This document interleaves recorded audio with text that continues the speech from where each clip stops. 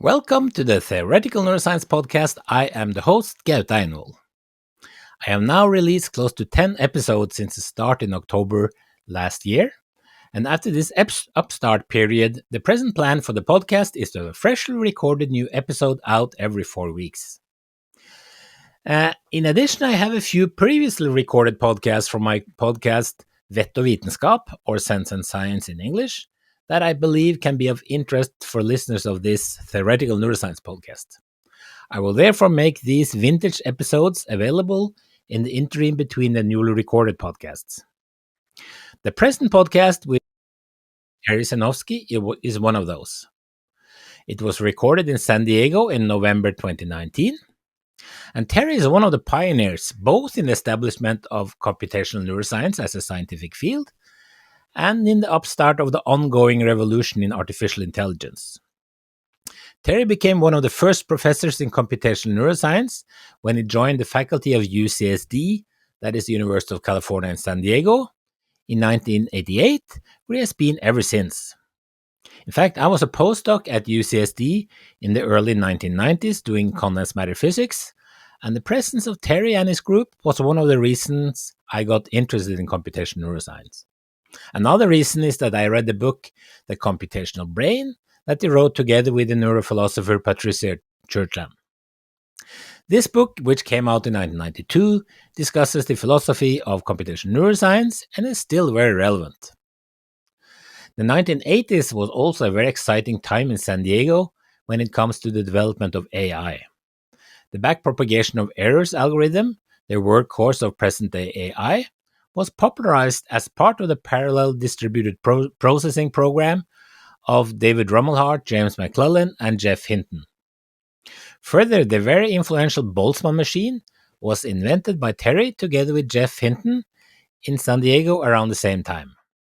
Today's guest thus had the front seat to this very exciting period in the history of AI, as he has described in his interesting book, The Deep Learning Revolution from 2018. In the podcast, Terry talks about the joint, or at least parallel, development of computational neuroscience and artificial intelligence as scientific fields from their early beginnings in the 1950s and 1960s until the present time. A particular focus is on the key ideas underlying today's applications and research on AI, such as convolutional neural networks with learning rules based on backpropagation of errors, Boltzmann machines, and reinforcement learning. There has been quite a development in AI in the 4 or 5 years since the recording was made. In particular, programs like ChatGPT, building on large language models, were not around at the time, and it was early days for generative models making images, for example. However, the principles outlined by Terry in the episode still provide the key foundation. This episode was only recorded as audio, so there are no video recordings of my conversation with Terry. So you have to manage with a still picture while listening to it. As for all episodes, information about the episode and relevant links can be found at the webpage theoreticalneuroscience.no. If you want to support the podcast, go to patreon.com/theoreticalneurosciencepodcast and choose a membership of your liking, for example, at the cost of $1 per month. As a member, you will get access to a video version of the podcast recordings, as well as transcripts of each episode. And note that there is a 7-day free trial period when you sign up. I have also made a YouTube channel called Theoretical Neuroscience Podcast, where you can watch the videos as well. I will be most grateful if you become a Patreon supporter to help me fund the production of the podcast, even if you're not too interested in looking at the videos. But I also appreciate all the other listeners, and I hope that all of you can help spread the word about the podcast to other people in the community, on social media or otherwise. Okay, here is Terry. Okay, so welcome to the podcast, Terry Sejnowski. Welcome to be here. Thank you. So you're a professor at the UCSD, University of California, San Diego, and you've been there for a long time, since 80 or something, or 30 years. 30 years? Yes, I have also a faculty position here at the Salk Institute. Mm-hmm. Yeah, so this is this beautiful Salk Institute, which has been the scene of many movies, and and so on, and was funded, I guess, by John Salk or something, or his legacy or something. Yes, March of Dimes. He back in the '60s, he came up with the vaccine, which was polio epidemic was very, very serious here in the U.S., and that was a huge advance. So, I mean, I think you're a very recognized person, both in the field of artificial intelligence and also in the field of computational neuroscience. And actually, that's how I got to know you first time when I was a postdoc here doing semiconductor physics in the early 90s. And you already had a strong and very visible group in computational neuroscience. And actually, I guess that group is one of the reasons I'm doing it myself. So then I guess it's a special privilege for me to be here with you. And you're also an author of many books and on neuroscience and artificial intelligence. So, I mean, there's the reason we have this podcast, or I'm particularly happy about this podcast, is that there is lots of talk about artificial intelligence these days. I mean, now you have, image recognition is better than in humans, and you have chess programs and Go programs, which are better than the best human experts, and you have speech recognition and translation and self-driving cars and so on. And you've written a book which came out last year, I think. Yes, late last year. Yeah, the Deep Learning Revolution, which I read and I really enjoyed, and I recommend it to all listeners and everyone, because you really have been I would say had a quite unique vantage point for this, because you have been sort of watching this and also been part of this revolution, I would say, both in AI and also lots of the development in computational neuroscience, and you've been one of the founders of the main conference, NIPS, I think what's called Neural Information Processing Systems, which has been going on for 25 years or... over 30 years. In fact, next month in December, we're going to be in Vancouver, and we'll have 14,000 attendees. Wow. And including 9,000 on the waiting list. So this gives you a sense for how popular the field has become. Yeah, really. And how popular this conference is also.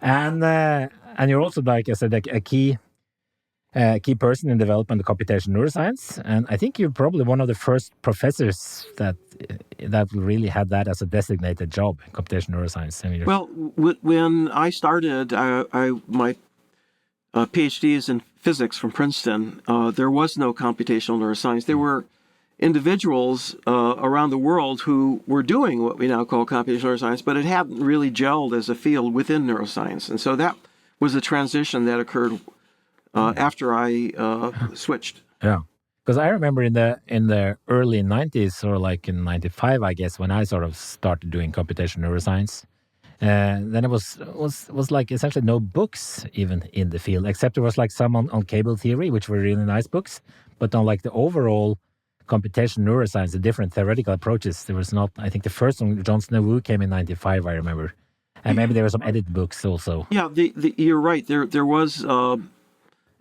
scattered pockets of people or areas where, for example, Hodgkin-Huxley models had been around for quite a long time, but that was part of neurophysiology. But the idea, though, that you could extend that from ion channels up to very large-scale network models and all the way up to understanding, very complex nonlinear systems was something that hadn't really gelled yet. And in fact, it was in 92 when Pat Churchill and Christoph Koch and I had a lead article in Science, which had the title Computational Neuroscience. Wow. Now, the term had been around for a couple of years as in workshops but it hadn't really been defined. And what is it? And so we tried to lay out what we thought was a very broad area, and the key to really bringing them together was the concept of computation. In other words, the brain isn't just another organ. It has the job of taking care of regulating both the internal body and the relationship with the external world, and it's about information, representing information, using information to make decisions, planning, And all of these are part of what, theory at least goes back to computer science and AI. Yeah. But of course, biology and nature took a very different turn from the one that AI took back in the 1950s. Exactly, because I would say like the goal of computational neuroscience is to understand how like our real brains, how our biological neural networks operate, and how you can sort of how they work in terms of like the biophysics, but also how they are able to do information processing and computation.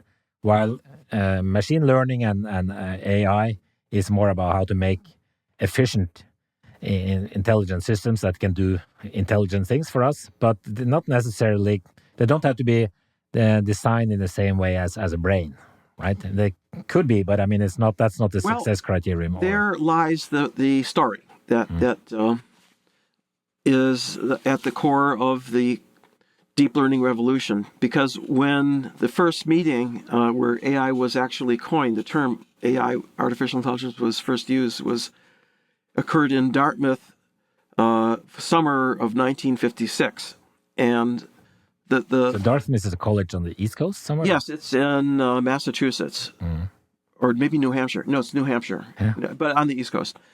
And but it was a time when digital computers were just becoming commercially available. They were very, very expensive. They, by today's standards, had almost no computational power, like 1,000 floating point operations per second, blazing for the time. But by today's gigahertz standards, it's very, very inefficient. But the one thing they were good at was logic, and computer programs could be written that could take advantage of the binary nature of digital technology. And so it was natural for them to try to write programs which had the same function as intelligence. There was one, but there was one problem, which was that they vastly underestimated the complexity of the problem. For example, and this is a true story, the first grant that the MIT AI lab received from DARPA, the Defense Advanced Research Project Administration, was to build a robot that could play ping pong. Now, according to the story, they got the grant, and they were now had to start the project, and they realized they had forgotten to ask any money to write a vision program. And so they assigned it to a graduate student as a summer research project. Now, I always thought this was apocryphal because we now know that billions of dollars later that nobody's ever written a program that can see as well as a human being. And so I actually was invited to another meeting at Dartmouth, which was back in 2006, the 50th anniversary, and brought back many of the original AI leaders, including Marvin Minsky. And so I asked Marvin, is this story really true, or is it apocryphal? He said, you've got your facts wrong. We did not ask a graduate student to work on it as a summer project. We asked undergraduates. and why? How could this happen? These are really smart people, and the reason is that nature evolved our visual system over hundreds of millions of years, and we have no intuition about the complexity of the problem. We open our eyes in the morning, we see things, and they're out there. We see objects. We doesn't take any effort on our part. It doesn't. It's really a miracle, and there's no reason why nature would ever want to let us know how it's done, right? Because that's like all. This is all magic that happens behind the curtain, and all we are aware of is the little tip of the iceberg up here. Because you don't need that knowledge in order to survive, right? No, you don't. In fact, it probably gets in the way, right? You spend all your time looking at your navel. And so with that, but that really was the story. It sort of captures the spirit of AI in that it was very heroic. They were using their intuition about what intelligence was to try to replicate what they saw was the surface. And without having a foundation underneath that surface, it's hopeless. And what's happened over the last, since the 1980s, when I first got involved with neural networks, and that was a very interesting era because of the fact that there was a resurgence of interest in looking at biology for inspiration. But since then, what has evolved is much greater computational power, and with it, the addition of the key missing piece from AI that was missing back in the 50s, and it really wasn't until the 80s that it got started, and it wasn't until the 21st century that it actually was scaled up to the point where it could solve these real-world problems, and that was learning. Yeah. So learning is absolutely essential for our species, right? We learn when we arrive in the world. You have to learn what language you're going to speak, right? There are many possibilities, and you have to know what the sounds are. You have to know. Now that is helped by the fact that we have internal circuits that can produce sounds, certain phonemes, and your auditory system can get tuned to the particular sounds of your language and the words that are going to be used in your language and the names of objects in your language. And all these things have to unfold over a long period of development when your brain is getting wired up. And this is really the secret sauce that nature has put in. And it's not just language. It's every single thing that you learn in school, for example, has to be done by changing the hardware. There's no program that runs in your brain like there is on a digital computer that separates software from hardware. The hardware is the software. The synapses are the memory. They're part of the processing system. Synapses are connections between these neurons, right? Yes, that we call in the neural networks, they're called weights, which is the strength of the connection between two units, which is like the synapse, which connects two neurons.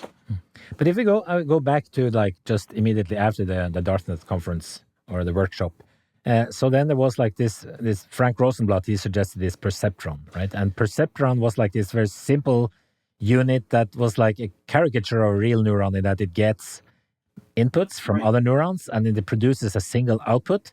And from that, he could do some kind of calculation and you could sort of set the weights to make this little unit do things, right? Yeah.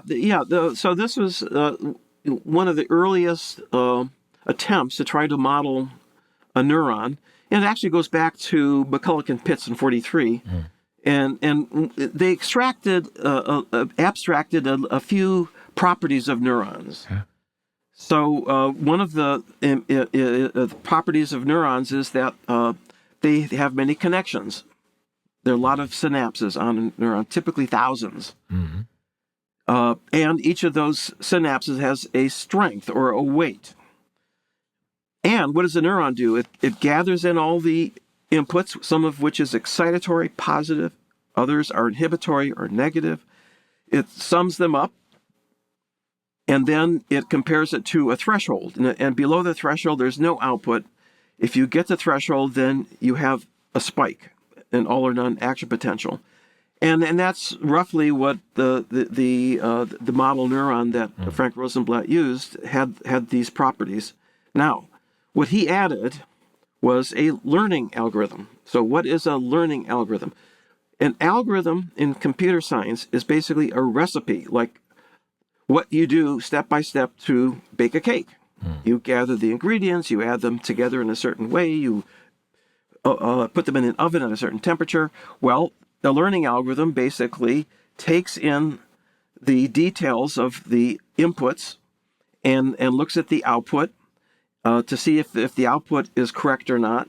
And on the basis of these values that are put into the algorithm, it computes how to change the strength of the weight. Should you increase the weight? or should you decrease the weight? And the purpose of that is to improve the performance so that the output is closer to what you want it to be. So what was the problem that Frank Rosenblatt tried to solve with his perceptron and his perceptron learning algorithm? It was how to discriminate between two classes of objects. For example, let's take images. So an image has pixels, and you can imagine each pixel has an input to the unit, the perceptron unit, and it has a certain weight.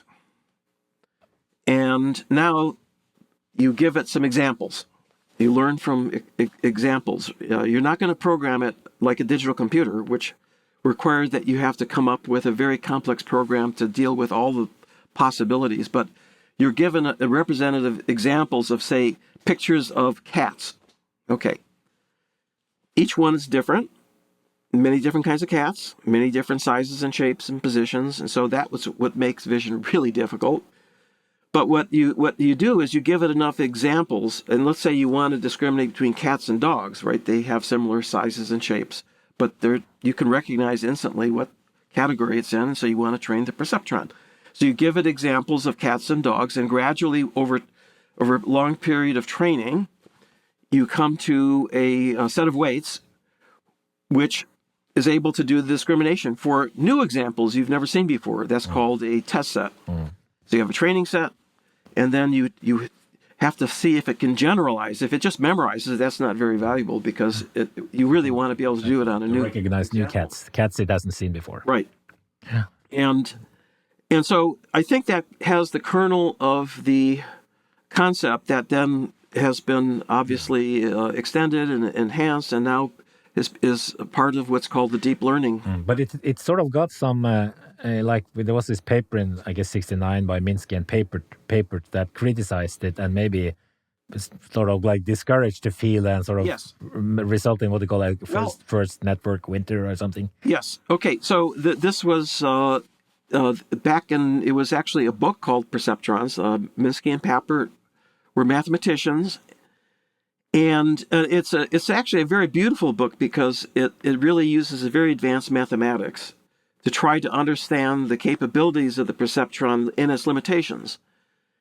And what they showed is that, and this is a little bit technical, that there's the discriminations that can be made by the perceptron by discrimination I mean categorization of, say, input images, was limited to very, very simple discriminations. In fact, Frank Rosenblatt's perceptron could not discriminate between cats and dogs. It could discriminate between numbers, but even there, it didn't do a very good job because it had limitations. It had only one layer of connections, right? And that was the limitation that Minsky and Papert were able to prove mathematically could not solve these more difficult real-world problems. Now, at the end of their book, they correctly surmised that if there were more than one layer between the input and the output, and in the 80s we call them hidden units because they do not get a direct input, and they really have to have the intermediate level of representation between the input and the output. But they realized that if it was possible to develop a learning algorithm for these multi-layer networks, then maybe they could solve these real-world problems. But they, and again, this is the very end of their book, and they say, we doubt that such a learning algorithm will ever be found. Now, that doubt became gospel. Because the field of AI had already been moving forward very rapidly, writing programs, and they were making slow progress, and that seemed to be a good direction. Like a separate approach, different approach with expert systems and trying to make algorithms for how to behave. Yes, so the AI went along for quite a few decades. This were into the 70s and then the 80s, trying to write more and more complex programs and to try to use logic and rule-based systems to, for example, diagnose diseases. These are called expert systems. And none of those were actually ever got used practically because it required an enormous amount of time for the doctor to try to enter all the data. And also, they weren't very accurate.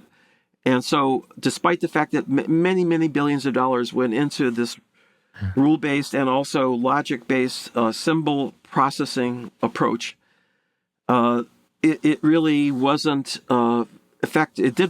It wasn't able to solve the most complex real-world problems. Now, this is when Geoff Hinton and I and a large number of other people, John Hopfield, and from physics, and also people from electrical engineering, speech recognition, computer vision, when we first started meeting at the NIPS meeting, Neural Information Processing Systems. First one was in Denver back in 1987. So from many different areas, including neuroscience, cognitive science, it was kind of a gathering of the tribes.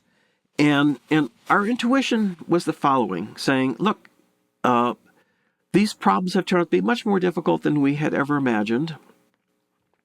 The only existence proof you can solve them is the fact that nature has. So why don't we take a closer look and see, what we have learned from neuroscience and what we've learned from all these other areas about an alternate approach that uses learning. And of course, this was still in the aftermath of this. Of by now it become gospel that neural networks, the neural learning algorithms for multi-layer neural networks was impossible. But that didn't stop us. We were young, naive. Computers had gotten much, much faster. We had megahertz machines. That means you can do 1 million operations, floating point operations per second. So that was 1,000 times faster than Rosenblatt had. By the way, Rosenblatt computers were too slow for him, so he got $1 million, the equivalent of $1 million from the Navy, to build an analog machine that used potentiometers and little variable resistors and little motors that would turn. So it took a whole room, racks and racks of this is a real analog machine. But that he had to do that because digital computers just weren't fast enough back then. But we were able to make progress by doing simulations, and in fact, the first breakthrough occurred when Geoff and I developed a new architecture called Boltzmann machines. It was based in analogy with statistical mechanics and physics, and this was my background, so I understood that if you went to a probabilistic system, you might be able to make more progress than if you had a black and white logical system, and the perceptron was just, the output is either 0 or 1. But in the Boltzmann machine, a unit could have an output of 0 or 1 with a probability, and it's the probability that you're trying to estimate. And what we showed, to make a long story short, was that in a multi-layer network with hidden units and with this new stochastic probabilistic learning a rule for the units, that we could derive a learning algorithm for the Boltzmann machine that has arbitrary number of hidden units.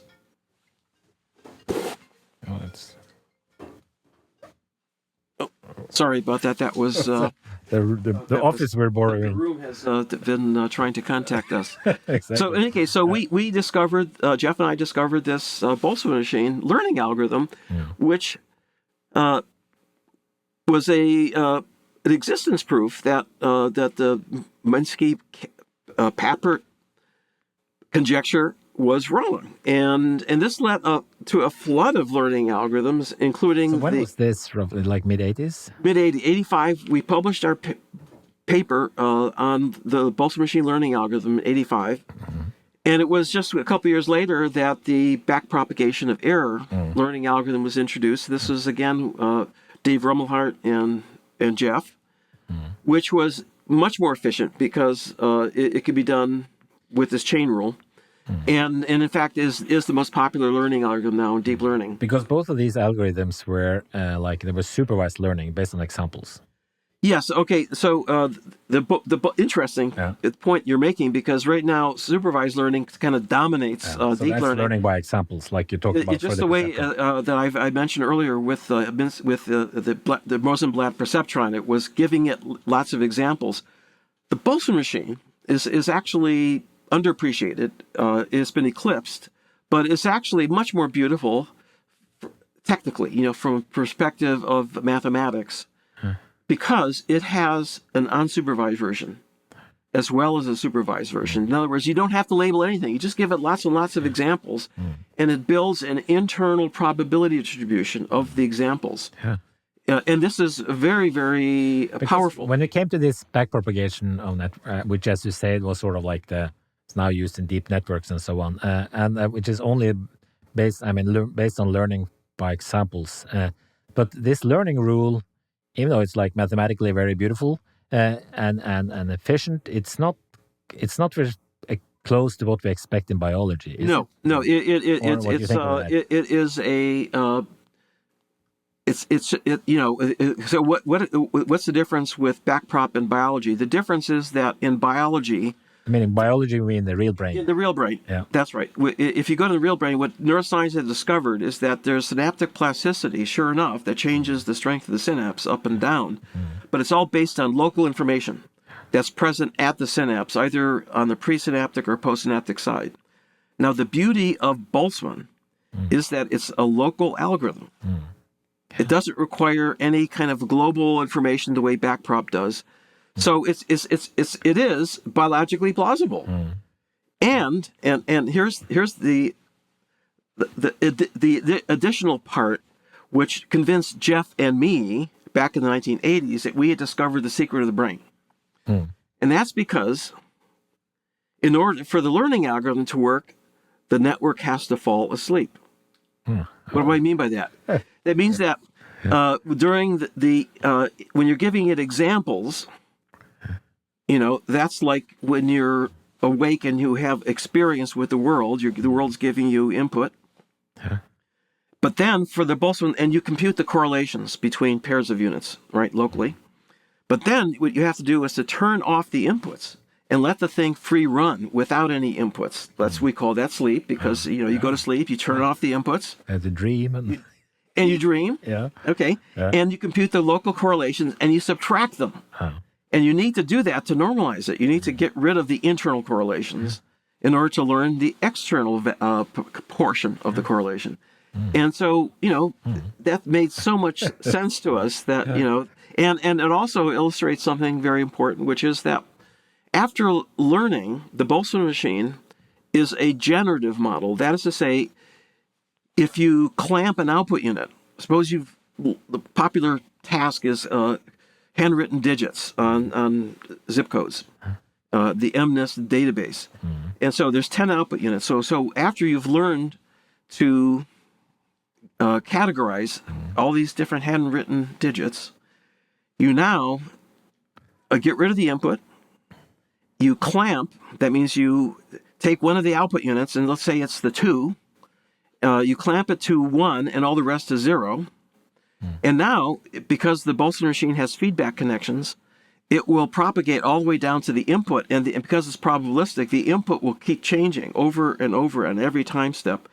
And it will generate examples of 2s from the probability distribution that you've learned from all the examples that you've given it. And so this, again, is a kind of a dreamy thing, that, somehow internally you can generate things that are representative, characteristic of things that actually occurred that you've seen when you were awake.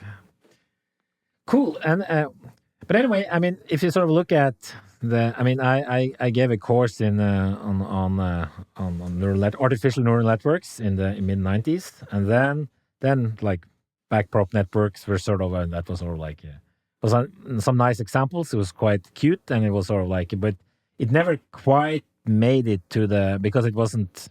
Well, it wasn't practical yet. And then I remember when I sort of because I wasn't following the field too closely, and then when I sort of saw the big explosion in like 2012, I guess. It was sort of like when they had like networks that was actually better in humans in some like image recognition thing. I got curious and and then I went back. So what have they really found out? And it turned out that it was not really any qualitative differences. It was just like the same many layers of hidden units, and you had much more examples and much stronger computers. So it was sort of almost like it was nothing qualitative new, or not much qualitative new. Well, yes and no.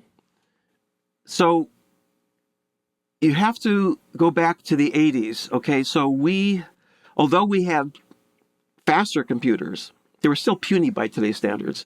And so we could only afford to simulate one layer of hidden units. And by the way, we were able to solve or make progress with,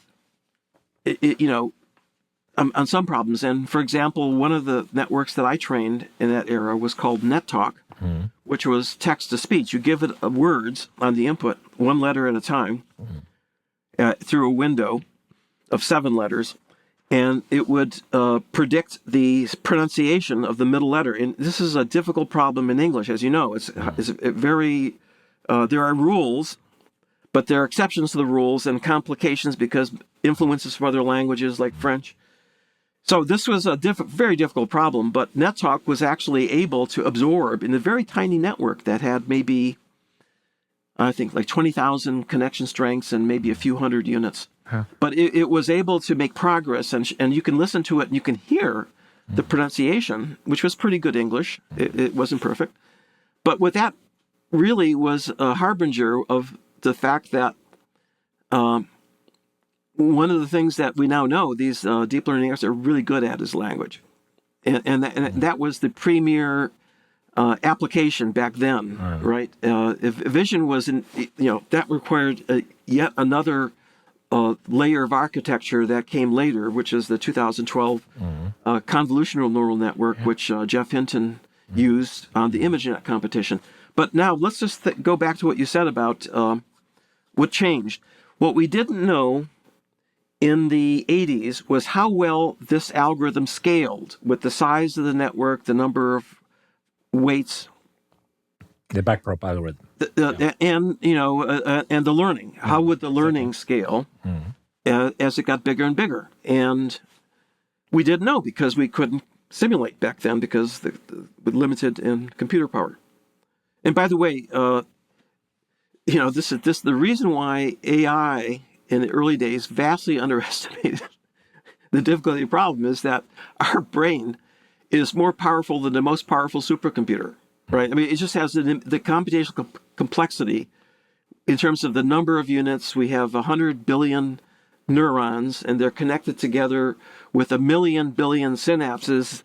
It dwarfs the biggest deep learning networks we have today, right? A single deep learning network is hundreds of millions of weights or synapses in a cubic millimeter of your cortex, which is, millimeter is a tiny little, like a rice grain. There are 1 billion synapses, right? So we're still so far away from the complexity of the brain that it's amazing we've made any progress. But here's what we have learned in the meantime. Number one, we were told back in the 80s by the experts. These are people who are at places like, Harvard, MIT, Stanford, that we were wasting our time. That first of all, we didn't have enough training examples because we had too many parameters, right? We had 10,000 parameters. May sound like a lot to you. It was actually tiny by today's standards. But back then, it was crazy because we didn't have enough training examples to constrain, according to them, the statistical sample theorems. And also, the optimization expert told us that we get caught in local minima because it was non-convex, and that's a technical word for meaning a lot of local minima. But simulations seem to work. Okay, fast forward. Now we're dealing with models that have, unbelievable millions of weights. This is, in terms of parameterization now, we're way over parameterized. But it turns out, and this is the beauty, now the mathematicians have come in and they've been able to understand now why it works so well. Why is it that it works so well? And the answer, one of the answers, because there's still work ongoing, is that by having so many parameters, you've changed the nature of the problem from finding a needle in a haystack, which is what you do when you have a small number of parameters. You have to find the exact solution. To instead, there are many, many possible solutions, many sets of parameters which have almost the same level of performance. And so it means it doesn't matter where you start as your initial condition, it could be random. You will, not too far away is a network that you will find which will solve the problem. Okay, so so instead of finding a needle in a haystack, it's basically finding a needle in a haystack of needles. There's infinite number of solutions, and so this is. If you think about it, it's got to be how the brain works, because everybody's brain is different. But we can sort of everybody finds solutions to the same problems. Okay, so that's got to be a part of the solution. I haven't thought about that. And the other thing, and this is I just written a little article for National Academy of Science (PNAS) on this. It's called "The Unreasonable Effectiveness of Deep Learning." And so here's one of the insights that comes from the mathematics that's now being analyzed. Okay. And we didn't know this back in the 80s, but what we were doing, we were pioneers in what's now called big data and high dimensional spaces. Okay. So if you have a few parameters, each parameter is a dimension. So if you have like 3 parameters, you're dealing with a 3-dimensional space. And, in a 3-dimensional space like the one we live in, there are all kinds of local minima, right? You have valleys and you have these pits and so forth. And so it's a terrible landscape. Well, if you go to a 1,000,000-dimensional space, there are no local minima. That is to say,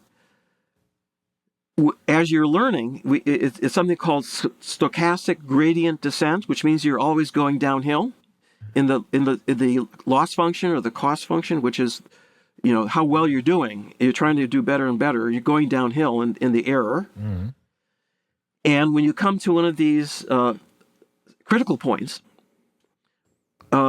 where if there's a local minima, it means that you go uphill no matter what direction you go. But if you're in a 1,000,000-dimensional space, there's always a way down. There's always a way down. There's a trap door. and so you don't get to a local minima until the very, very end. And that's a good solution. A local minima are good solutions. Because this is, we are now working, as a research project together with people at Allen Institute to try to make further contact between their new, really very advanced, complex bottom-up model for the mouse V1. Like 250,000 neurons and so on, and to make contact with both spikes, but also these local field potentials. Right. And I guess, of course, there you have all this enormous amount of parameters. And maybe this actually, because typically when we have sort of tried to make contact between models in computational neuroscience and experiments, these have been very low-dimensional, simple models, and the parameters have to be just right in order to capture what you're after.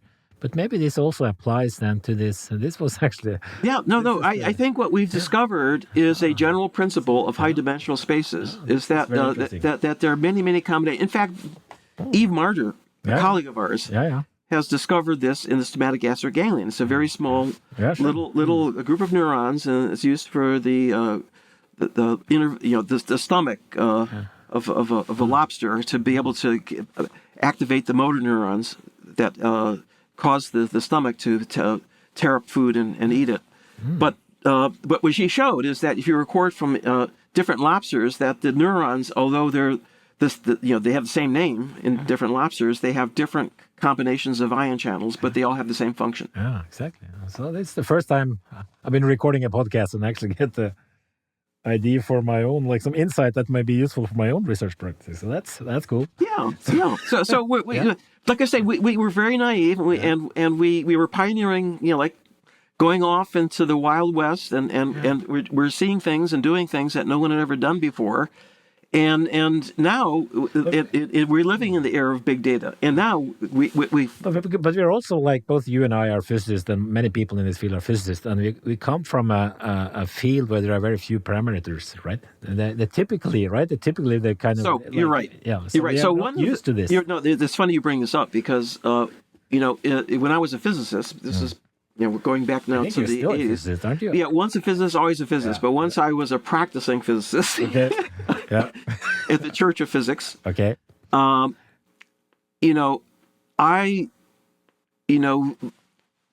would look at how do you solve a problem. You'd look for the Hamiltonian, and that's the energy function. For that particular, like spins, how do they interact with each other? What's the energy of spins interacting with different ups and downs states in quantum mechanics? And what you do is if you found the right Hamiltonian, you can then solve it and then compare it to the experiment, right? That was the way you do it, because the idea was that there was a fixed Hamiltonian in nature. This is nature, the universe, and maybe it had a few parameters like the mass or the coupling strength or something, but you're right, they were fixed. But the difference with biology is, and the beauty, by the way, this is something you don't even think about when you're a physicist. You assume that all electrons in the universe are exactly the same. Yeah. Right? Yep. That means you can do an experiment anywhere in the world and you should get the same result. Absolutely. Or any place in the universe and get the same result. Exactly. Yeah. Yeah. And that's in biology, it's just the opposite. Yeah. There are no two cells or neurons that are the same. There's no two animals that are the same, even of the same species, right? Because we have different DNA and we have different developmental histories and we have different experiences. So biology is interesting. The whole principle in biology is diversity. That it's all built on diversity. And so that's why when Hopfield actually got into the game, in the 82 paper, which was really eye-opening for me and for many others. The Hopfield network. The Hopfield network, which actually showed that you can have a very nonlinear interacting system of these binary units, which could compute. And you could, the Hamiltonian there was the energy function that Hopfield put in, was a symmetric network, and you could use that to prove convergence, and you could use it for a content addressable memory. So he showed that there are these principles, and of course the Boltzmann machine is basically taking a Hopfield network and heating it up to make it probabilistic. And so that was the beginning of that whole... I remember when I started doing neuroscience and I came from semiconductor physics, then there was this meeting in Sweden and Hopfield was there. And I remember he started this talk by saying, in biology, you have to learn how to compute without knowing all the numbers, and that's very difficult. But I guess your point there is that in a very high dimensional space, maybe things are... Right. Not as hopeless as you would think. It's a completely different world, and we just can't imagine it. We're so low dimensional, and all our math is low dimensional, and people so like us. But now we're in this hyperspace where it's like it's the properties are amazing. So here's another. There's a lot of theorems that are counterintuitive. For example, if you take a bunch of random vectors in a high dimensional space, say 1 million dimensions, they are almost all exactly orthogonal. Random vectors. It's not true in 3D. No. It is true as the number n goes to infinity. We don't have intuition about this. No, I mean it's a completely crazy place. Exactly. And the other thing that we now know, okay, this is that's why are deep learning networks called deep? It's because they have many layers between the input and the output. And by the way, this is also what's going on in your cortex, right? In the visual cortex, there's 10 layers deep between the retina and the highest level in the inferior temporal cortex that does object recognition, right? Jennifer Aniston cells. Now, so here's something, again, mathematically, that we've been able to prove, which is that if you have a limited number of units, are you better off putting them into one layer of hidden units with a lot of, in one layer, or stacking up a bunch of layers that have fewer units in them? And the answer is you're much better off with a deep network. I see.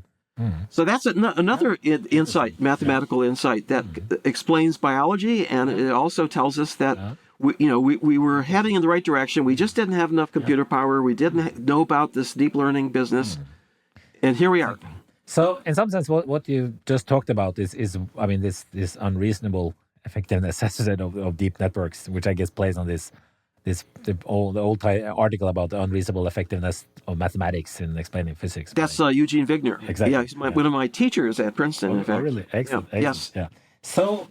So that explains sort of why we made so good progress when we got more example data and stronger computers. Yes, yeah. Exactly. And so we now know, and this is something that is in computer science, this is the key issue that theoretical computer science struggles with, which is the computational complexity of a problem, and the computational complexity of algorithms. So if you look at I think probably all of the computer science algorithms that were used for search, say in the early days of AI, they're combinatoric complexity. That means as the number of dimensions increases, it blows up exponentially. It becomes intractable. So here's what we now know. It turns out that these learning algorithms are order n, where n is the number of parameters, the number of weights, right? And in other words, as you have more and more weights, it just takes updating the weight is all you have to do on every training cycle, a mini batch, and not only that. Now here's what makes it a big win in practical applications. So there's now 100 companies out there who are building massively parallel deep learning chips.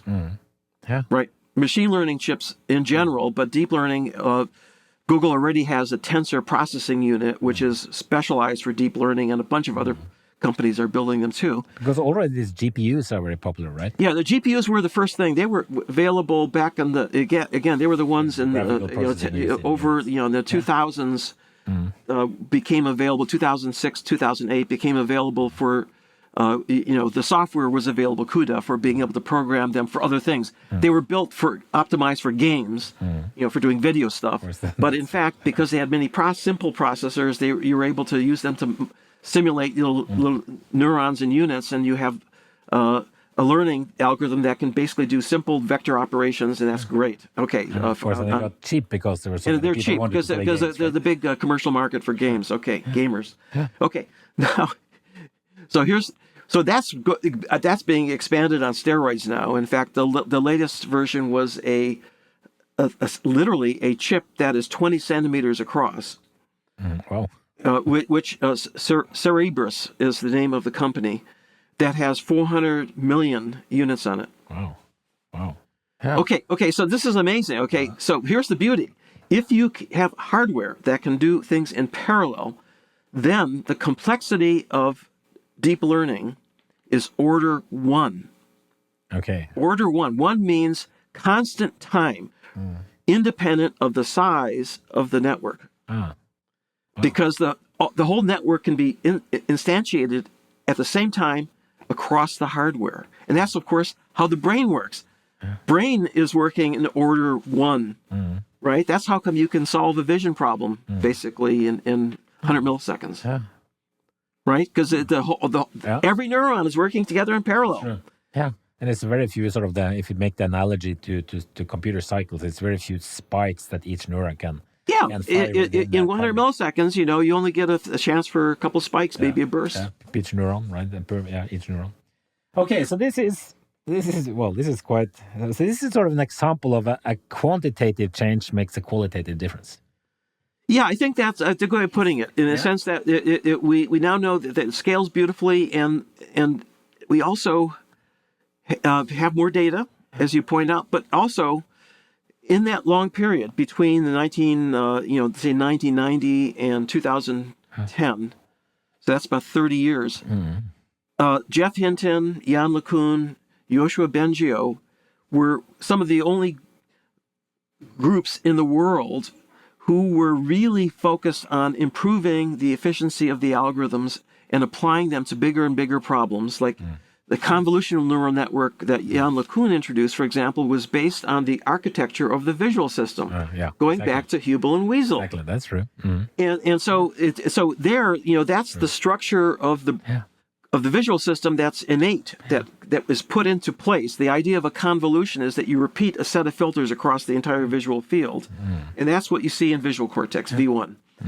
And so that also comes out in when you look at the fully trained network, then you actually look at this analogous to receptive fields and the representations at the different, at least the first levels. Yeah, no, the first level looks just like V1 in a sense that you get these simple primary visual cortex. You get these simple cells that have these oriented receptive fields. And that's all jargon for these filters that have linear features. And as you go further up, though, they become more complex. The features become more complex. And what's interesting is that if you compare each level, each layer in a convolutional neural network with each level in the visual hierarchy in the cortex, the statistics of the features parallel each other. And so and what that's telling us is that if you constrain the architecture enough, and we can look directly at biology in order to be able to put that into the network, that you don't have to learn everything. In fact, evolution put that into place, and evolution is a form of very slow learning over many, many generations, right? So, I mean, now you're bringing this analogy between like the visual artificial neural networks doing vision and the biological neural networks doing vision. There's still one difference, right? Is that time is involved in biology. There's a time, there's feedback, and so there seems like we have something that we are not fully taking advantage of in artificial neural networks. Okay. So now we're moving from the feed-forward CNN architecture, convolutional neural network, to the more modern. When I say more modern, I mean we're talking about 10 years later. Recurrent neural networks. So you're right. If you go into the brain, there are feed-forward pathways, but there's also feedback pathways, and there are. Within each layer, there's and it takes some time for the signal to propagate through the networks. While in artificial neural networks, it's in principle instantaneous, right? Or the CNNs. Well, in a CNN, it's layer by layer. It propagates up like one layer after the next, and it's a pipeline. So it just basically goes zoop all the way up. But if you're recurrent, then what happens is that yes, you do have a pathway up, but there's always information flowing within each layer. And you need that if you want to process a sequence of inputs. So, if you have an auditory input, for example, it's a sequence of sounds. Or if you have a language problem and you have a sentence, it's a sequence of words. And so the next generation of networks that were developed were recurrent networks. And it turns out backprop can be generalized to recurrent networks. It's called backprop in time. You basically you unroll it. It's like you have the same network is repeated over and over again at every time step, and you backpropagate through all the sequence of networks representing different time steps. So if you look at these different applications now in like speech recognition, so that's based on this recurrent networks. Yes. Yeah, that's a recurrent network. That's for sequential problems where you have time series. And by the way. Not only, in order to improve performance, what has happened is that we've dipped back into the neuroscience literature. And so, for example, if you're doing language translation, which is a very Google Translate popular app now, which it was a holy grail in AI, is translating between languages, because up until recently it was really bad, and there was a huge jump when these deep learning networks were developed with recurrent connectivity. But so what more do you need to add in order to be able to improve performance? Okay, so the first thing, and this already happened with the object recognition, is you put in attention. So with attention, you're able to focus your processing on a particular part of the visual scene. And you can put that into your language translation as well, because you can pay attention to a particular word when you're translating that word into another sentence. But even more important, it turns out that if you put a sequence of words into a recurrent network, although the information stays around, it decays after the word is introduced.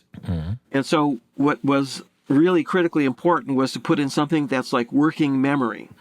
So we know in our cortex that you can ask a monkey or a person to remember something, like the location where a light was on, and neurons representing that light will stay on long after the light has disappeared. And so you can put that working memory into the network, and that vastly improves its ability to put together information. For example, in German, you don't get the verb until the end of the sentence, right? So you better keep hold of the earlier words because their relationships depend on that last word.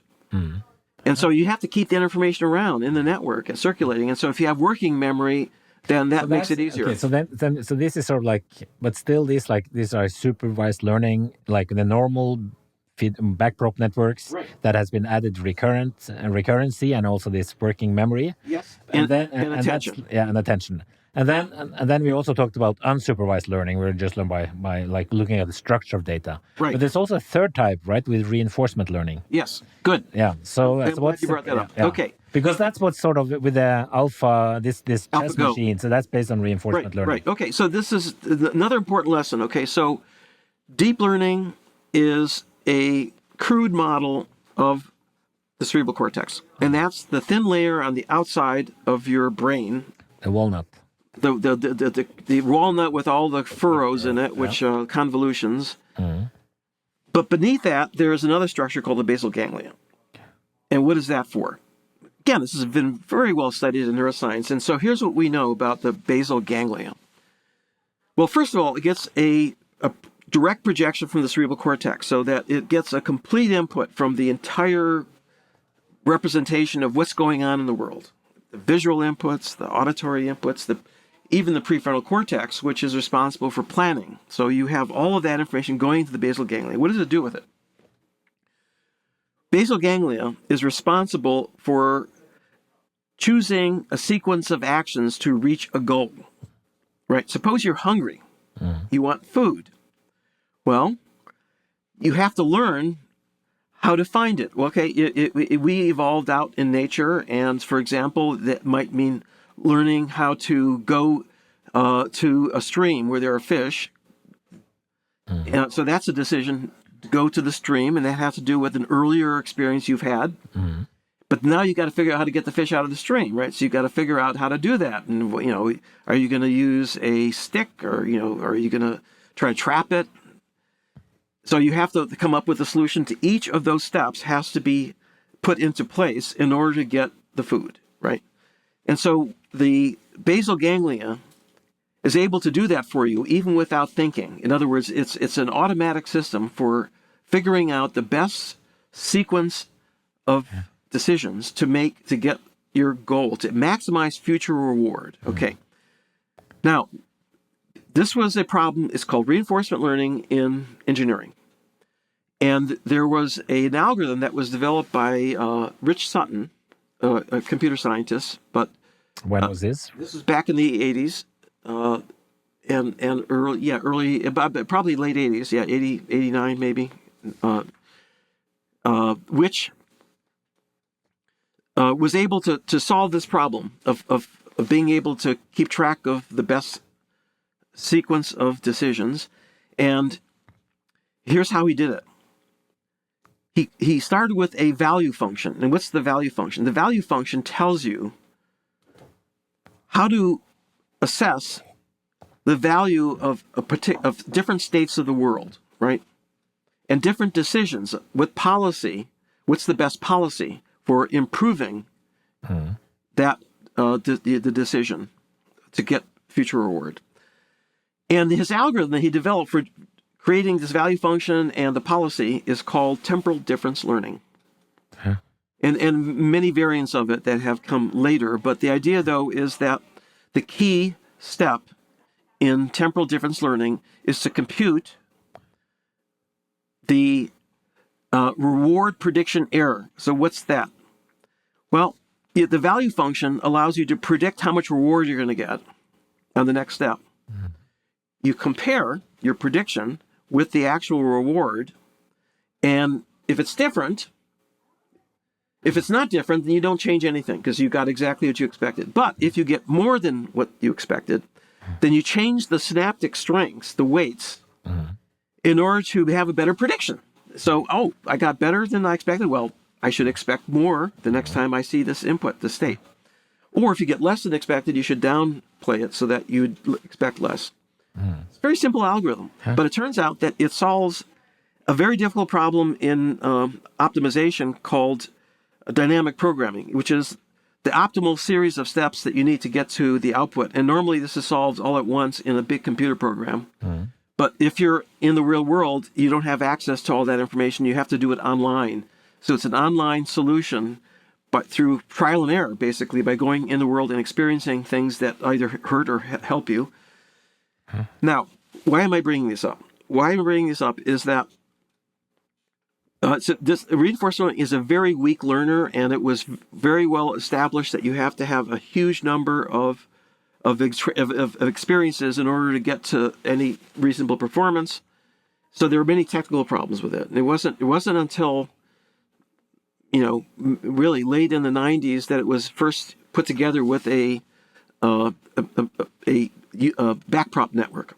This happened with Jerry Tesaro, and he trained up a system that had a neural network with one layer of hidden units and then the temporal difference learning algorithm. So it played champion level backgammon, and that was already in the 90s. So that was the first. This reinforcement learning algorithm, that's completely separate from this backprop. Yeah. That's right. It's completely separate, and it's as separate as the cerebral cortex is different from the basal ganglia. So it was just like a multi-layered, but it had a completely different learning algorithm. That's right.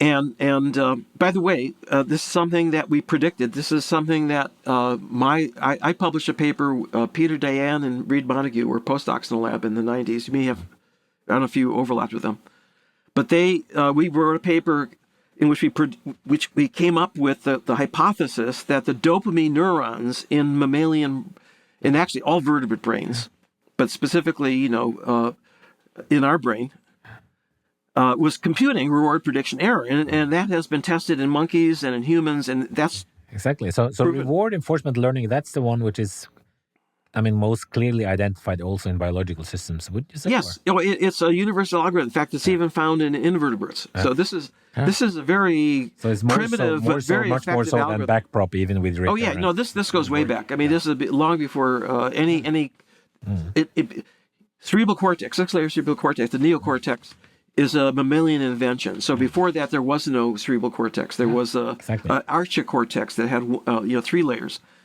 But now, fast forward, here we are. DeepMind is a company that was founded by Demis Hassabis, who was a neuroscientist who worked on memory. He coupled this temporal difference learning algorithm with deep learning now, and trained it. And when I say he, it's really his company. David Silver was the lead programmer here. So when you say you couple it with deep learning, meaning like with a deep network? Exactly. A deep learning network, which is a model of cerebral cortex, and a model of temporal difference, which is a model of basal ganglia, and turned it loose on Go. And it got better and better and better. In fact, it got so good that nobody... Playing with itself, right? That's right. That turned out to actually go. That goes back to Samuel back at IBM. That goes back to the 50s.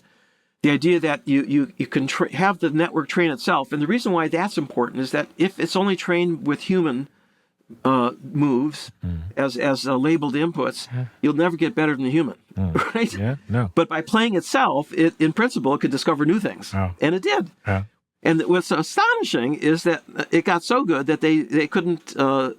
They didn't know how good it was, and so they started playing Go champs, and eventually the world's Go champion, Kuji, who was beaten 3 out of 3, and this was it wasn't just a simple loss; it was astonishing because it was playing a completely different game. It was so far ahead in terms of the Strategies. the strategy and the moves it was making had never been made by any human. And what this illustrates is something that's far more important than writing a program to solve a problem. It's something magic happens when you combine this deep learning representation of the board with the value function and temporal difference learning. It's creative. It can create new conceptual frameworks to solve problems. Yeah. Especially this thing of playing with itself, right? That's so like an interest, so it can really challenge itself. It's not like bound by whatever. That's right. That's right. Yeah. Now, here's one of the interesting. So it's superhuman, and now what's happening is very interesting because the Go players are beginning to analyze those games and they're beginning to realize, hey, these are pretty good ideas. Let's start. I'm going to start using it. No, but this is actually something we are following chess in Norway very closely because of the world champion Magnus Carlsen. Right. So he has he's been the world champion now for like, I don't know, 8 years or something, and he said that actually now he's sort of learning from this the analogous Alpha Zero or something, AlphaGo Zero or something, Alpha Zero and something. Alpha Zero, yes. Because supposedly he's looking at the tactics that supposedly, I think, I mean, we Norwegians follow chess because of him, and it's like all on TV all the time. So we have learned that it's like important for the pawns to get them in the center because they control more. And supposedly this alpha thing has started to, it's much more strategic. They're using these pawns on the flank. Right. And this is sort of tell that this is really motivating for Magnus Carlsen because he's sort of like, so he's studying this and trying to learn because of course he's the... Well, this is really interesting. We're learning from AI. Yeah. I think this is wonderful. By the way, there's another part to this story of Magnus Carlsen, which is that if in the old days, before chess computers, and by the way, this goes back to 96 when Deep Blue beat Kasparov, who was the world chess champion at the time. This is a big deal back in that era. But if you wanted to become a grandmaster, you had to play other grandmasters, and you needed to be in a big city with a chess club. Yeah. So Magnus Carlsen, world's reigning chess champion, was not in a big city. He was in a small Norwegian village. Sure, just next to where I live, actually. Just really? Well, it's like 10 kilometers away, up in the valley. Yeah. Okay. Yeah. Okay, and so who did he play? He played a chess computer. Yeah. And so what this means is that AI has democratized chess. True. Right. It means it doesn't matter if you have chess talent. Doesn't matter where you are. For almost nothing, you can get a chess program that can play at the grandmaster level. That's true. Yeah, I actually have this Play Magnus on this my iPhone, so I can sort of choose the age, and I think I'm playing is like 8 years or something of this thing. No, this is amazing. So now, of course, and this is actually the theme of my book. Okay, because everybody wants to know what's the take-home message, and there's been a tremendous amount of press about the danger of AI. This is humans are gonna lose jobs. They're gonna be obsolete. Nothing could be farther from the truth. Okay. Just look at these examples we just talked about in the last few minutes. AI is going to make you smarter. Yeah. That's the bottom. Make humans smarter because they'll learn from them. Yes. Yeah. And this is already happening in medicine. Yeah. So there's AI programs now that can diagnose skin lesions on, for dermatological pimples and growths on skin. There's like 2,000 different types, and some of them are benign, like moles, but there are others that are life-threatening, like melanoma. Yeah. And so, the AI program, again, deep learning network that was trained from 140,000 examples of images, could diagnose at about 92% accuracy, which is about as well as the best doctors. Okay, so immediately it means that if you're not the best doctor, you should be consulting the AI. But here's what's even more important, is that they gave the doctor the AI, and they asked, how well could you do together? So the AI is now a partner, not a competitor. Together, they did 98%. That's a huge improvement, because to go from 92 to 98. I mean, you're going from 8% error to 2% error. So you reduce the error by a factor of 4. 400% reduction in the error. And how could that be? Well, the reason is, and this is very critically important, is that the human has knowledge that the AI doesn't have, and the AI has knowledge that the human doesn't have. The AI has seen many more examples of that most humans would never see. So it can look at rare cases, but the human has had more experience with real world and patience, and have dealt with other issues, right? And so if you combine forces with independent sources of evidence, you could do much better. Yeah. But are there ways to, because I try to of course we try to, in neuroscience, we have a lot of data, I'm looking for ways to sort of fit essentially models, our insight, our prior insight about the neurons networks, and sort of in some sense use the data then to fit, to some sense fit the model or find out whether the model is plausible or not. So in some sense, it would be great to have some systematic way to combine this sort of like AI approach and the human experience. Like if you use this like this real doctor and the AI doctor, which are able to do 98% correct, if that could be made into a new enhanced AI. Yes, that's where we're headed. That's where I think what we're headed is this symbiosis, where AI will make you a better model fitter, right? In terms of it will make suggestions to you. It says, look, of all the things you could use, take a look at this or that, and then you're the one who has to actually follow through and figure it out, because you're the one who is the higher level knowledge, right? I don't have to write the paper. No, and this is another good example is pap smears. Okay, so pap smears, when humans, a dermatologist has to look through literally thousands. Pap smear, that's like sample from the feces. Is a sample. This is from for cancer of the cervix. Yeah.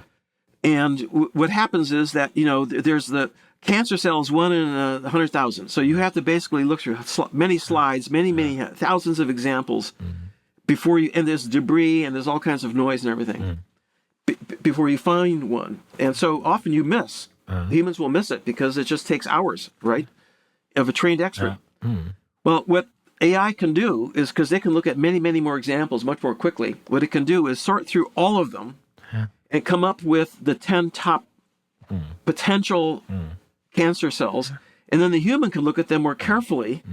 And now the human doesn't have to spend hours and hours and hours. It can just spend, maybe a good hour. And it doesn't fit. It's very difficult for humans to have these very monotonous jobs where they don't see anything humans. It's not only boring, it's very difficult to do. You can't maintain your attention at the highest level. That's why they miss. Humans will miss it. Yeah. But AI will just plow right through. They'll just give you the top 10. That's it. It's really cool. So it's there are going to be so many of these examples. And you brought up actually something even more exciting, which is that AlphaGo, the original program that beat Cuvier, was originally trained on human examples to get it started. And it also had, in addition to chess knowledge, it also had a lot of other things built in. Go knowledge, stuff built in. So Alpha 0 stripped away all of that. No human knowledge whatsoever. Nothing.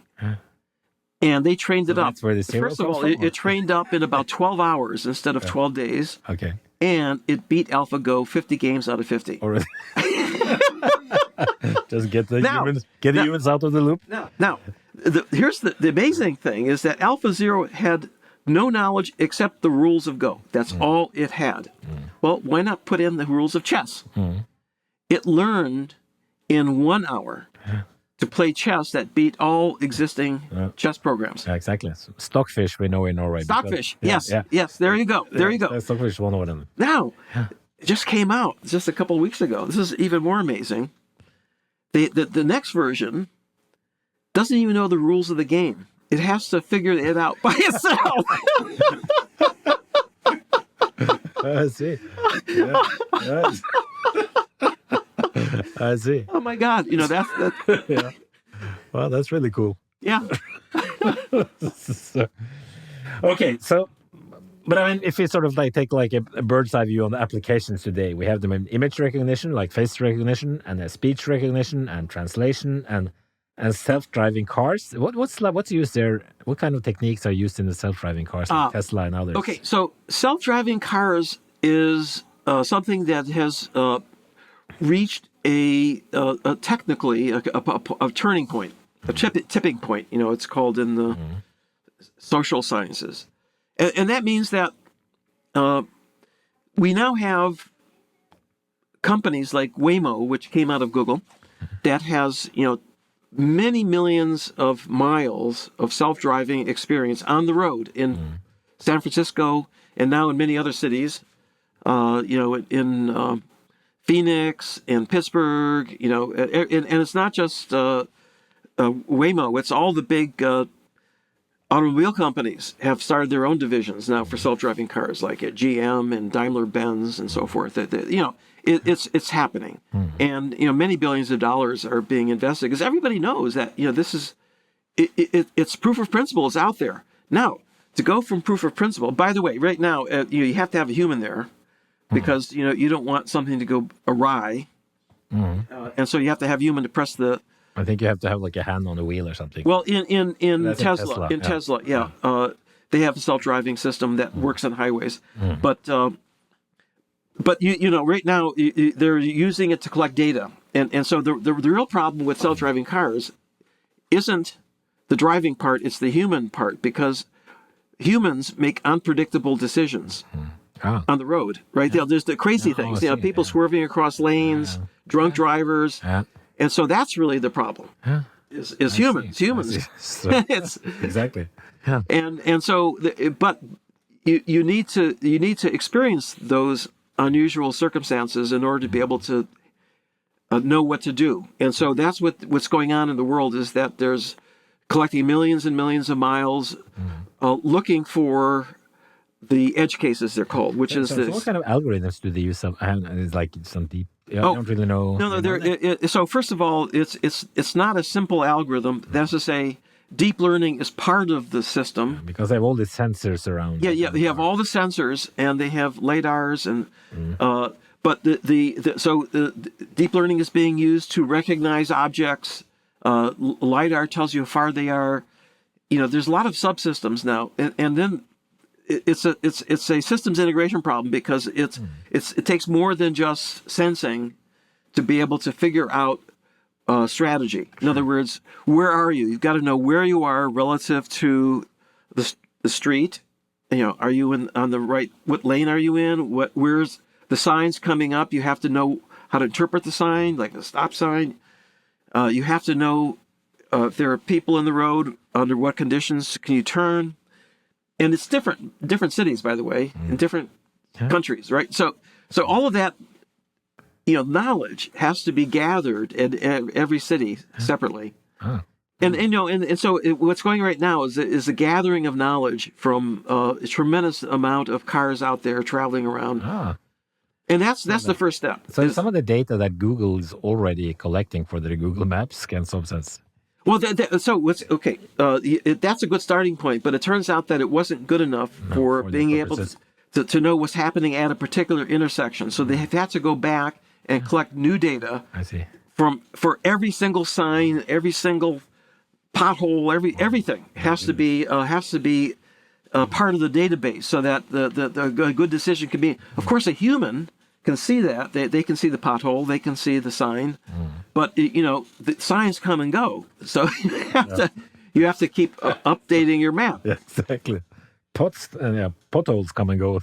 Right. Comes and go also, right? So and there's also these new networks which are can make. I mean, this I guess it's this what's it called GANs, a generalized what's it called GANs. GANs, yeah, generative adversarial networks, and they can make all these images that looks like people but are not really people, right? Well, that comes back to my comment about generative networks being much more powerful than feed-forward networks. And so a generative network can learn the probability distribution of a set of inputs. And so the generative adversarial network actually has two networks. It has a discriminative network, which is going to decide whether an input is a real one or a fake.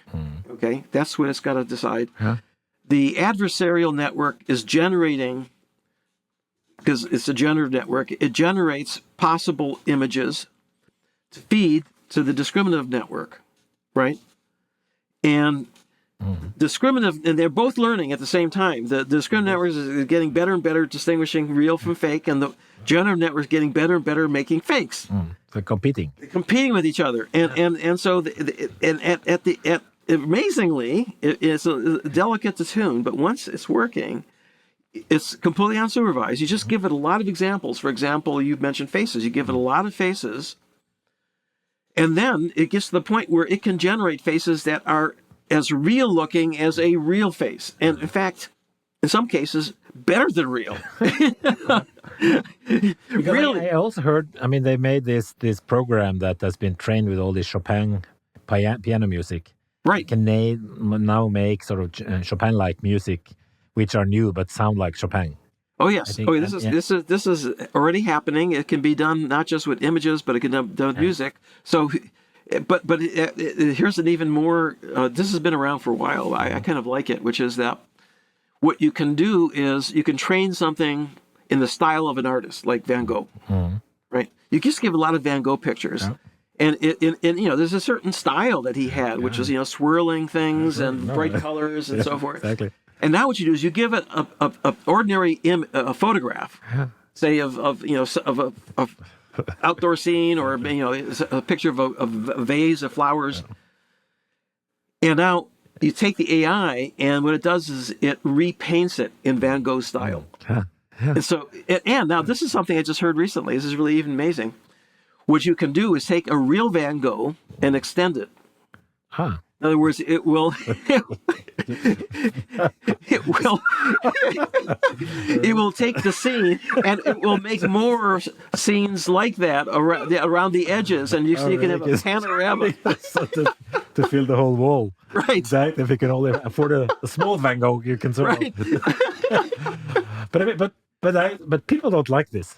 People don't like this AI art. I think at least I heard. I'm listening to this classical radio program in Norway, and they were taking this with this Chopin, and they listened to Chopin, this new AI Chopin, and this is not the same. They didn't really like it because of course it's it's something with art, right? That you want, because when you sort of read a book, right? You want it to be a person who's written it because it's something about connecting people, don't you? Or you wouldn't like to read a novel. Would you like to read a novel? I would like to have a person at the other end of the end of the art. I don't know.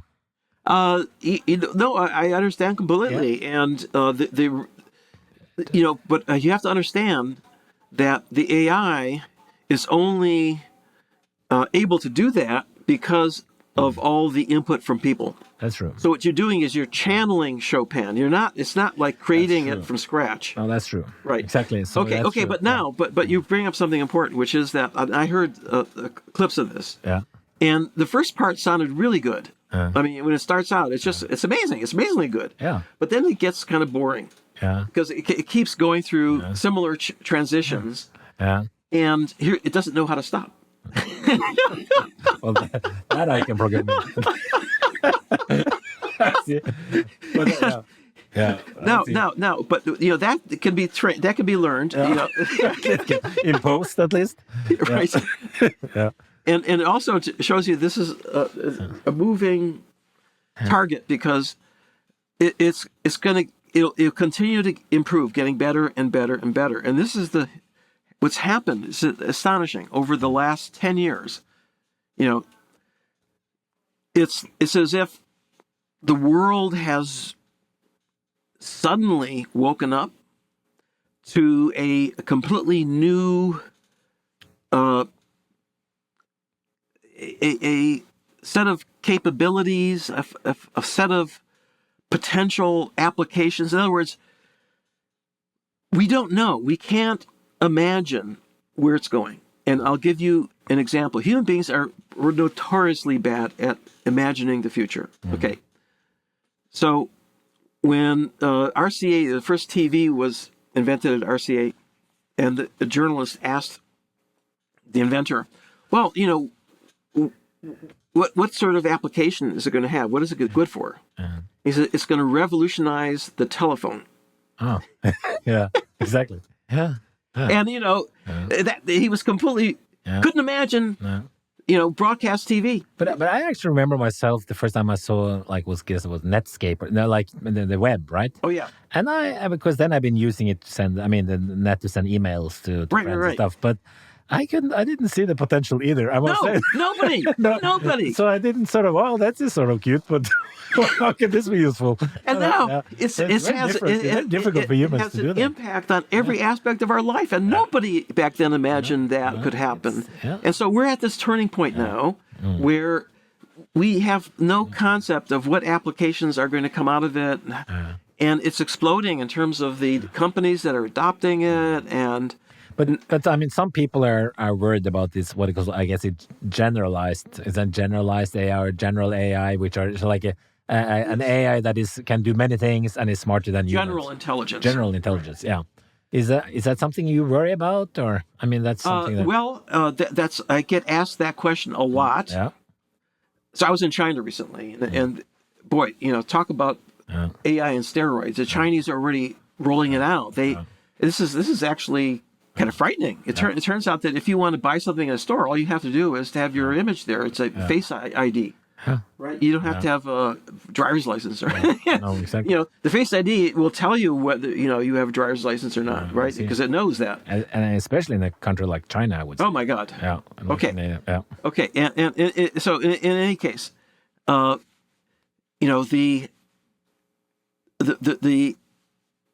applications now are just reaching people's awareness, and I gave you a couple examples. Google Translate.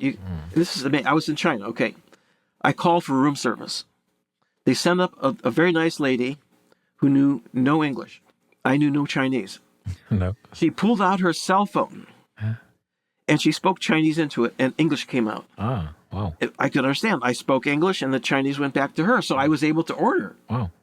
What kind of program is this? This is a Chinese. Yes, a Chinese cell phone, Chinese program. Yeah, I understand that, but But this comes right out of Google Translate. Yeah. You couple that with speech recognition and language translation in one box. This is what this is. And when I was growing up, I watched Star Trek. And Captain Kirk had this little thing he held in his hand called the Universal Language Translator. Yeah. Remember? Yeah. Okay. And it would translate not just between languages on Earth, but also with aliens. It's a very clever AI. Very clever AI. Yes, very clever. Exactly. We now have it. Yeah. We got it, and this is it. I mean, she was holding it in her hand. It's not like this is like magic anymore. It's real. So this is I think going to have and move in terms of the impact. It's unimaginable because it just will change the rules. Everything now, it means that we. Oh, here's another example. Okay, this is. So one of the questions I'm asked in China is, what's the next big business application, right? And so I tell them that the killer app is military. Pun intended. Because this is the military always picks up the latest technology, and I'm sure in China and in the U.S. and other countries, it's already being put to use somewhere. But that's not really for me. If you ask me, what I think is the most important application, I think it's going to be in education. Yeah. And here's the reason. The reason is that education basically hasn't changed for 100 years. You put the kid into a classroom with 20 or 30 people and a teacher, and the pupils have vastly different capabilities in terms of where they are. And they're going to be students who are falling behind. They're going to be students that are way ahead. And then, the teacher has this impossible task. So we know that the best and most effective teaching is one-on-one pupil and a teacher that knows the pupil and is knowledgeable about how to teach. Okay. Very labor intensive, and only a few people can afford that. But we now have smart speakers in homes. Yeah. Alexa, I have one in my office. Right now, it only is capable of doing simple things like, buying things for me and taking orders and so forth. Time of day, play this music for me, which is nice actually. And it can go to the internet and I say, what year was. This actually, I use Siri actually. This is now, it's for one thing, the speech recognition is very good. Yes, and also it finds, much better. Yeah, and it's really working. It's not annoying because it doesn't work. It's really well. working. This is deep learning, so that's the first thing is that everything has improved. But now is where I think there is going to be an enormous application to education, because it should be possible for one of these smart speakers to form relationships with children. In other words, to gather information about what the child knows and doesn't know and help it. If feedback, like arithmetic, help the child learn arithmetic. I mean, that's not doesn't require a super smart teacher to do that. You just it'll give examples to the student. The student, what's 5 plus 2? The student will say 8. No, you're close, but that's not what it is. How are you going to find the answer? Okay, well, let's think about it, and help the student get to a better performance, right?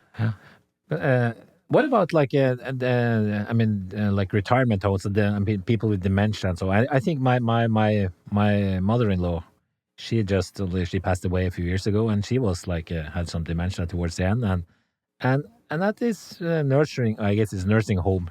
I mean, they're very lonely. They don't have anyone to talk to really. It's just like, and of course, ideally you would like to have you could sort of like quadruple or the number of people working there. So you're pointing out another potential application, and this is true in all societies where we have an aging population, especially true in places like Japan and even China.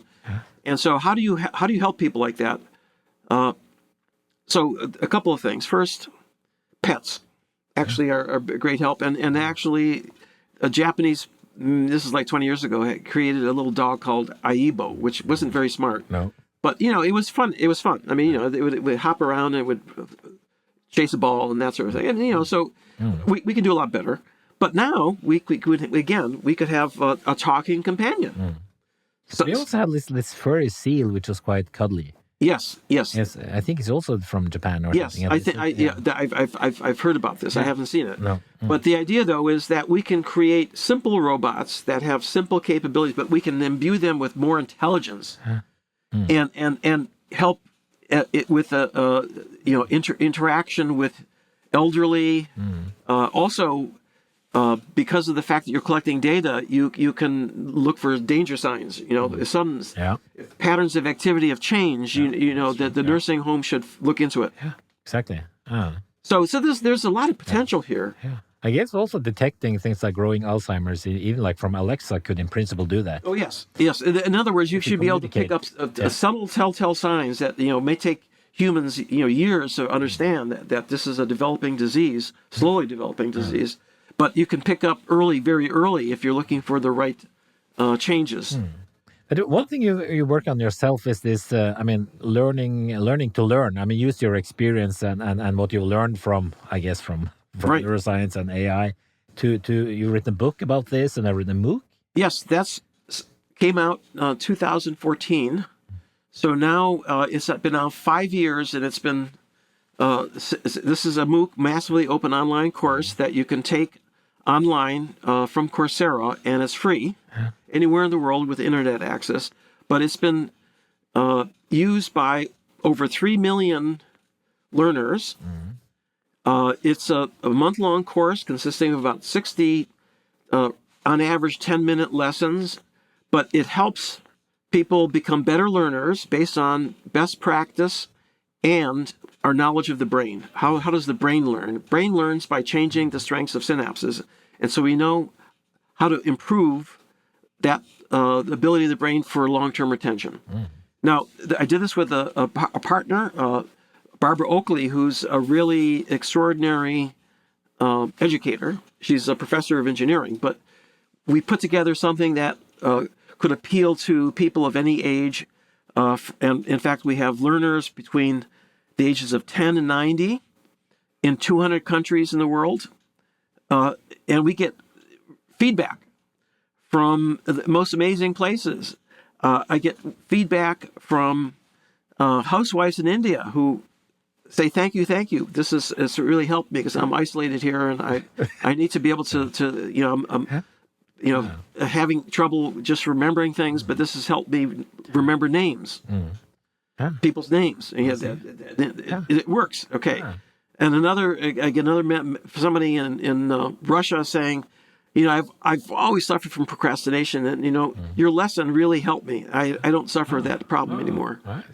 And my favorite was a email from a 10-year-old fifth grader who said she wanted to take MOOC, and her mother picked out ours. They took it together. I see. And she said that she had difficulty with some words like hippocampus, which is a very important memory structure in the brain.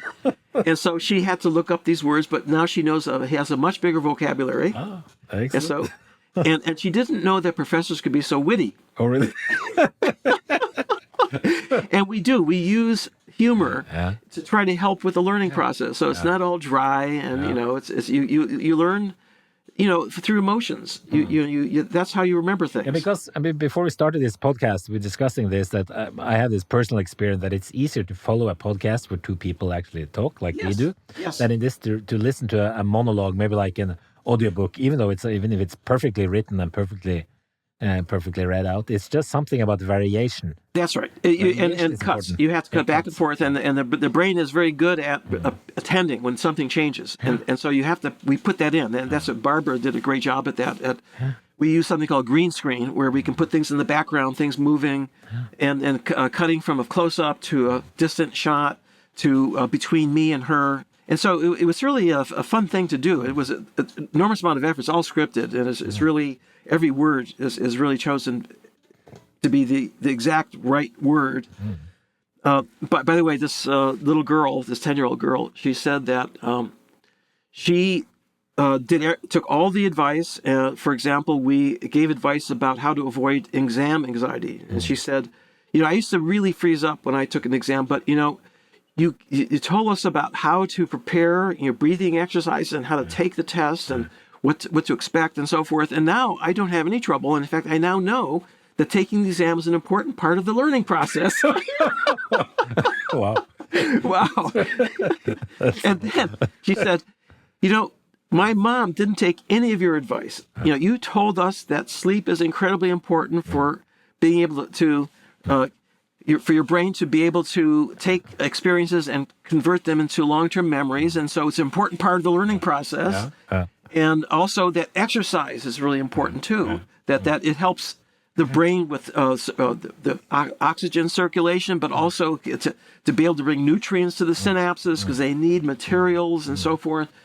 And she said, my mom didn't take any of your advice, and I did better than she did in the final exam, even though she's a lot smarter than I am. Oh, really?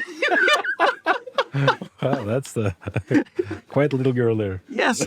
No, it was just wonderful. I mean, to get this feedback is so precious. And I have to say that I especially appreciate it from younger people because they're the ones who are going to have the most difficult problem with learning. And so Barbara and I wrote a book specifically aimed at 10 to 12-year-olds. And these are kids in middle school who are just beginning to hit real math, and they're having problems. And we also reshot the entire MOOC with a third person who's a professional speaker. I see.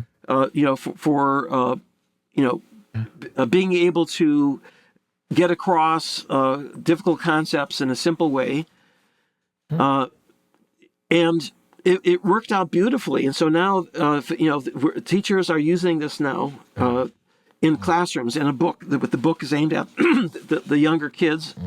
And so I think that ultimately, and this is now it's being our original MOOC has now been translated to 20 languages, and now it's being reshot in each language in its native language. Wow. And I recently came across the Russian version, and the person who plays me is kind of a heavyset Russian guy. Doesn't look at all like me. And he's kind of jovial. Okay. But and I don't know Russian, but it really is amusing to see where it's going, because this is something that I'm having more impact through this than I've ever had teaching in classrooms. A few thousand students, and now this is a few million. So we're talking about a factor of 1,000 amplification. Yeah. Cool. So before we end here, I've been here before giving a talk about local field potentials and these extracellular potentials, which has sort of been something we're working on. And our first PhD student, Klaus Pettersen, he was actually the one starting with some of these things, and he's now like leading a major AI initiative in Norway, right? Like many countries.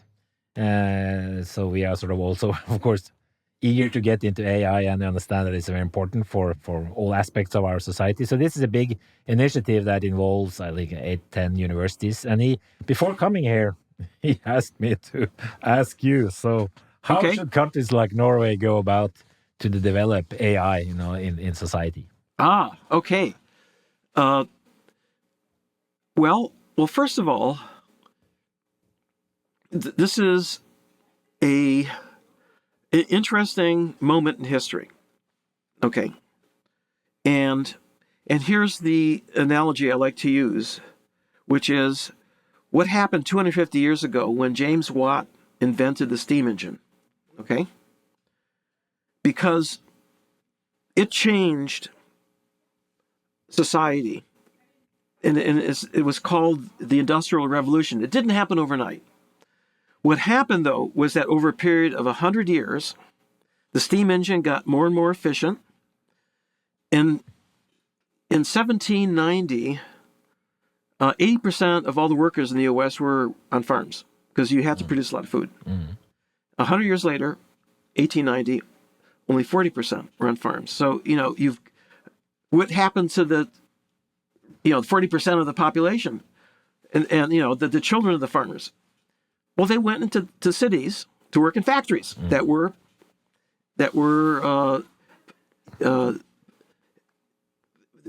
used steam engines in order to produce materials and created modern civilization, right? And there's this transition that occurred over 100 years is going to happen here probably over decades rather than hundreds of years. But what happened back then was that you've amplified physical power so that a single farmer could plow the same amount as 100 farmers without a tractor, a steam tractor.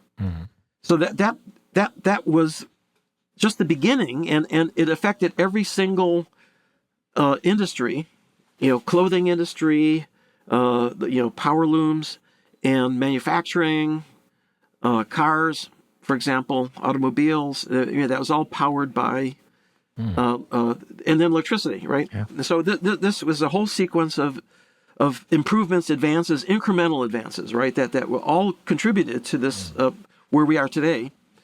Well, AI is kind of one of those turning points in a sense that it's a way of enhancing intellectual power, cognitive power, not physical, but your ability to solve problems like, Go. We gave that example, but you imagine now more complex problems. It's already being used in science, for example, to be able to enhance the ability of astronomers to collect data, analyze data, particle physicists to be able to sort through their different particle streams to figure out which ones are the ones that may represent new particles. And in biology, it's being used right now to take images with low resolution and create to enhance them to super resolution so that you can actually detect nanoscale structures within the image that looks blurry to you. So this is really something that is enhancing our ability to do science. So it's really going to improve almost every aspect of our lives. And what's beautiful about it is that it's democratizing, right? Just like I gave you the example of Magnus Carlsen, right? So this is every country in the world is going to benefit. Now, but here's the way to think about it now, because right now the high priests of machine learning are being scooped up by all the big high-tech companies, right? Huge, massive salaries, starting salaries like $500,000, more than I make, but but there's going to be a food chain. That's to say, all the way from consumers, all the way up, and it's just the same thing in medicine, right? You have it's not just the researchers up here doing research in medicine. No, you have general practitioners, you have specialists, you have nurses, you have nurse practitioners, you have a big pharmaceutical industry. You have, in other words, there's multiple industries that all support what they call a vertical industry. And the same thing will happen to AI. And so what Norway should be thinking about and already planning and preparing education. You got to prepare the workforce for these new jobs that are going to be available. And by the way, it's a lot easier to train a young person than an older person, right? I mean, the older person is learning is more difficult, and also, younger people pick up the cell phone and they already know how to use it. It takes us a long time to figure out, the new all of the new languages and things that are coming out. But we can't imagine it. So you have to sort of plan ahead with the knowledge that whatever is going to happen is going to be unexpected, and you should be preparing for what the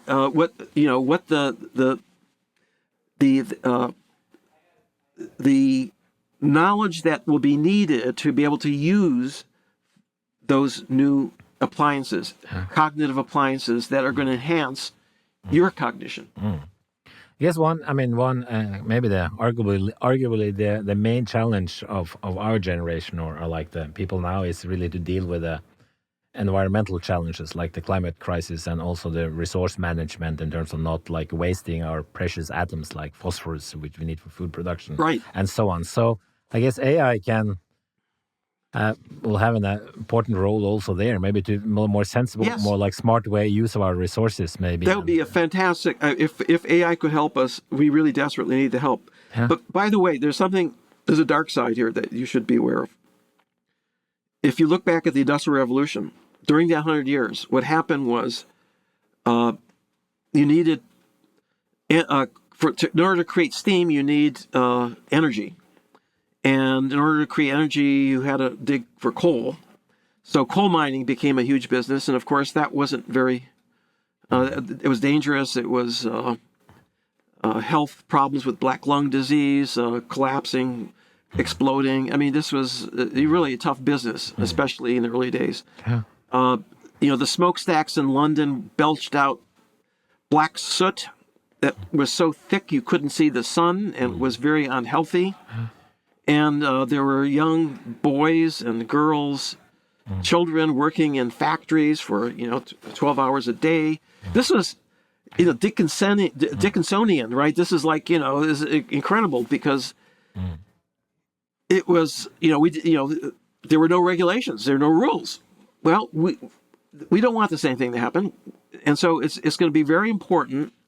And the government, of course, doesn't know what's going on. So how are they going to know what rules to have? It's already coming, but now we're beginning to appreciate what some of the downsides are. Fake news, right? And so we have to be prepared and try to understand how to deal with things like that. And there are also these issues with biases. If you have like automatic recognition programs, that's right. So looking for criminals and they're biased towards okay. No, so every network is biased by the data you give it. Exactly. And so there's no getting around that. And fairness is another issue. Is how are you going to make sure that you're fair? You have certain rules that you'd like to follow. Okay, so here's one way of thinking about it. we're creating AI in our image. Humans are really biased species, right? Everybody is biased. Come on, depending on where you're from and your experience and so forth. And so it's just reflecting our own shortcomings. Okay, so how do you adjust for that? Well, we actually have the potential for being able to incorporate in the learning algorithm mechanisms to avoid bias. Or if you think fairness is important, you can put that into the cost function. I want to make money, but I want to be fair, so I'm going to balance the two, right? So there are ways of getting around it, but we have to be aware that there are these problems. Make the right decisions and make them. Yeah. And we have a phone to the office again. So maybe this is a good time to stop. I think it's been very nice to talk to you, and thanks a lot for sharing your time. I enjoyed it. This has been great. Yeah. Well, great. Thanks.